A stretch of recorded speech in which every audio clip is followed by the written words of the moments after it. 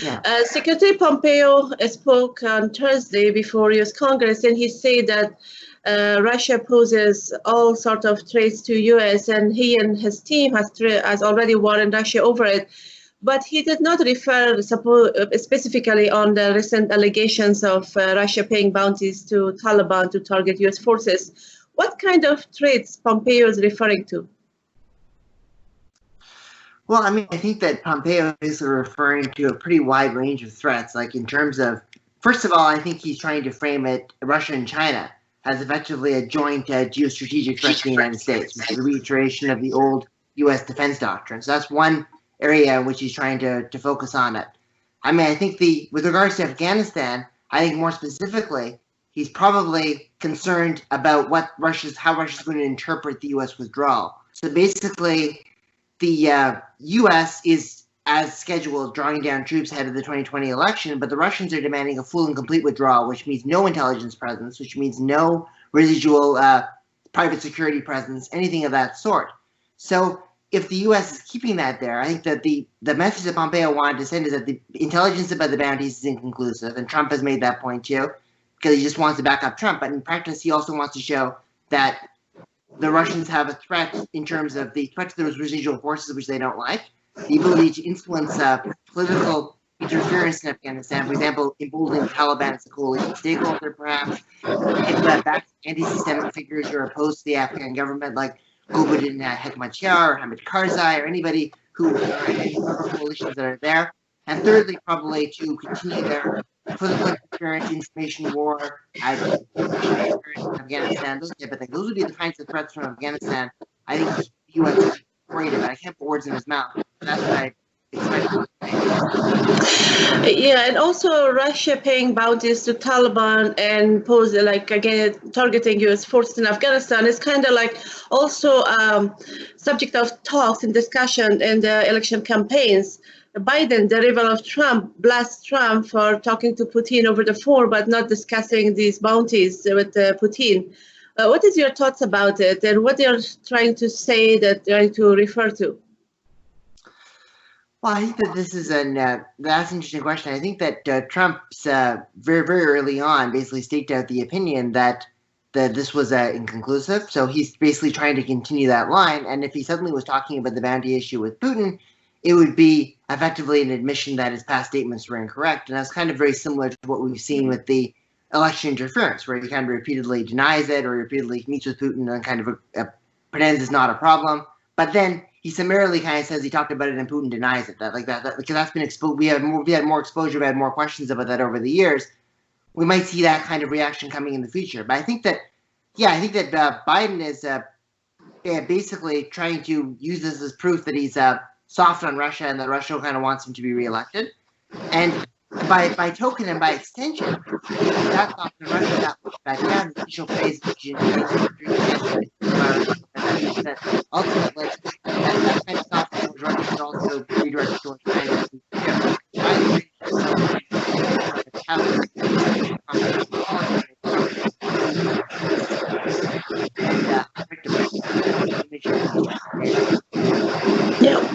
So Afghanistan suffered long wars, and now U.S. is trying to end the longest war in Afghanistan with withdrawing the troops to zero from Afghanistan.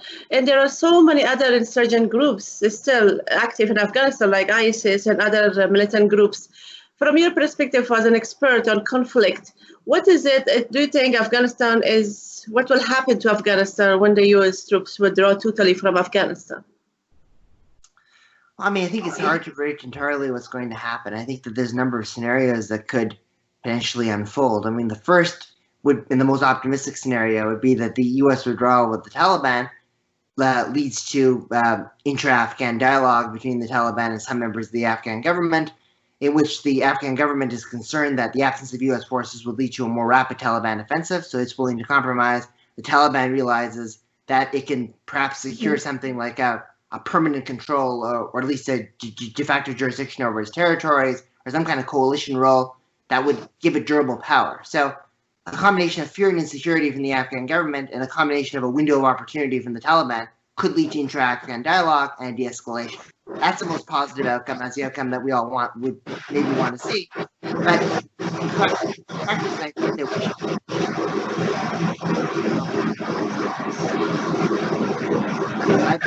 the Taliban side to understand to admit the effort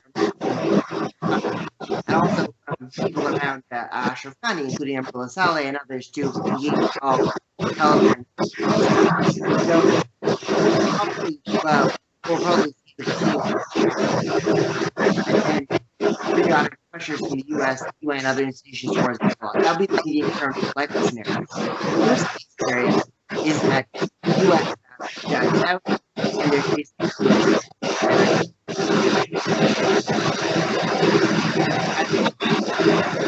Yep.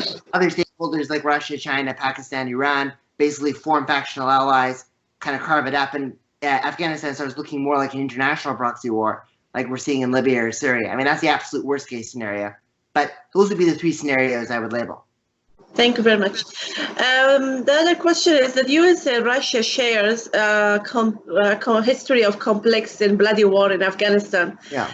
And now with the U.S.'s withdrawal, do you think they're winning the war over in their, like with the peace process, perhaps a successful peace process? I mean, I think that, sorry, there was a bit of a sound difficulty. Could you repeat the last part? Also, I don't hear you too. I'm sorry. Let me just. Yeah, I know. I just had a very brief disruption. You hear me now? It's better? I can hear you now perfectly, yeah. Very good, yeah. So I said U.S. and Russia share a history of complex and bloody war in Afghanistan. Yeah. So do you think U.S. is winning the war in Afghanistan with these, let's say, successful peace talks happen in Afghanistan? Well, I think that the situation is with the peace talks. I think that the U.S. and Russia both have had a long history of warfare, and the question is that they ultimately are going to have to perhaps work together on the consolidation of peace in some way, shape, or form. Whether that's going to mean Russia acting as a guarantor like they claimed, I think the bounty allegations and I think that the continued information war against U.S. forces, their support for the Taliban, will probably make that unlikely. I think ultimately both the U.S. and Russia have an interest in peace for a variety of reasons. The Russia obviously for the stability of its southern flank. The United States obviously for the fact that this is America's longest war and it wants it to come to an end. This domestic pressure. There's just a feeling of this nothing more that can be achieved. There's only losses that can be incurred. So I think that that's probably going to lead to the international actors ultimately coming to some kind of stasis or agreement, unless the very worst case scenario I mentioned earlier happens and there's chaos and instability leading to a proxy conflict, which I don't see to be as likely because Russia is more inclined to do that type of thing in the Middle East rather than doing it in Afghanistan, given the memory and the history. So what is your thoughts of Russia as a neighboring of Afghanistan in these peace talks? What is it Russia wants from these peace talks? Are they pro-peace in Afghanistan? Well, I mean, I think it's a mixture of things. I think that it's hard to say whether they're pro-peace. I would say that they're pro-stability, and there's two different things. They want a stable northern Afghanistan. They want stability that doesn't lead to terror attacks blowing back into Central Asia, into Uzbekistan, into Turkmenistan, into Tajikistan, any of those areas. They want stability on their borders. So, but in terms of peace, they would probably be they don't really. I don't think they're really overly concerned about some of the local dynamics further to the south. They feel that anti-systemic forces are going to be more aligned with them. They can gain ground tactically through military advantage. They could arm them. They could support them. So I mean, there's a level of gradation here. They don't want a failed state. They don't want chaos. But in terms of peace, they're favorable to it or ambivalent to it. That's what I would say.